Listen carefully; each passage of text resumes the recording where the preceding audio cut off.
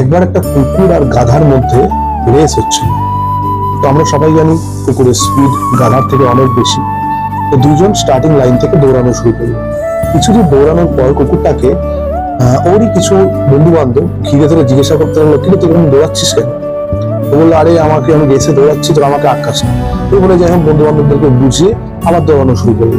আবার কিছুদিন পর আবার তার কিছু কুকুর বন্ধুর সাথে দেখা হলো। তারাও যথারীতি তাকে ঘিরে ধরে জিজ্ঞাসা করলো, কি ব্যাপার, ছুটছিস কেন? সে তখন বললো যে, আর আমি রেস দিচ্ছি, আমাকে আটকাসটা আমাকে তাড়াতাড়ি পৌঁছাতে হবে, নাহলে আমি হেরে যাবো। তো সব বন্ধু বান্ধবদের সাথে কথা টথা বলে যখন সে ফিনিশিং লাইনে গেল, গিয়ে দেখলো ফিনিশিং লাইনে গাধারা আরামসে গিয়ে শুয়ে আছে।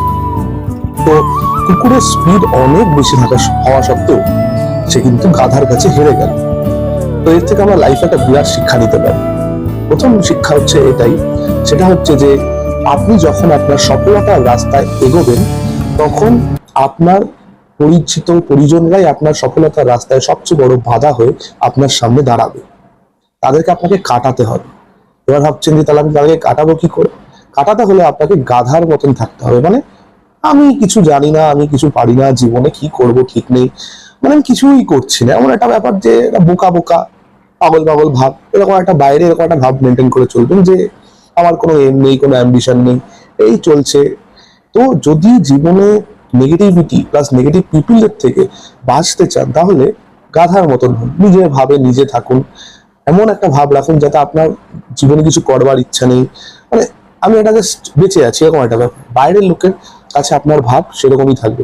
বাইরের লোকের মধ্যে আমি নিজের পরিচিত জনদেরকেও ধরি, কারণ ঘরের ভেতরে আমরা যাদের সাথে থাকি, যেরকম বাবা মা, তারপরে স্বামীর সাথে যেরকম স্ত্রী, স্ত্রীর সাথে স্বামী, সেগুলো বাদ দিয়ে 3-4 জন একদম ঘরের কোর মেম্বার বাদ দিয়ে বাকি যত আত্মীয় স্বজন থেকে শুরু করে সবাই জানবেন আপনার সফলতার পথে তারা বাইরের লোক।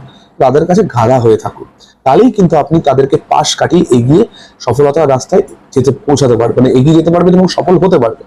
না হলে এই সমস্ত মানুষগুলো বারবার আপনাকে বিভিন্ন কিছু বলে আপনার রাস্তা আটকে আপনার মনোসংযোগ নষ্ট করবে এবং আপনাকে লক্ষ্য থেকে বিচ্যুত করবে। তাই একদম আত্মভোলা হয়ে নিজের মতন থাকুন, গাধার মতন চলুন সবকিছুকে, তাহলে পাশ কাটিয়ে আপনি চলতে পারবেন এবং আপনি আপনার লক্ষ্যে খুব সহজেই গিয়ে পৌঁছাতে পারবেন। শ্রী রাধে।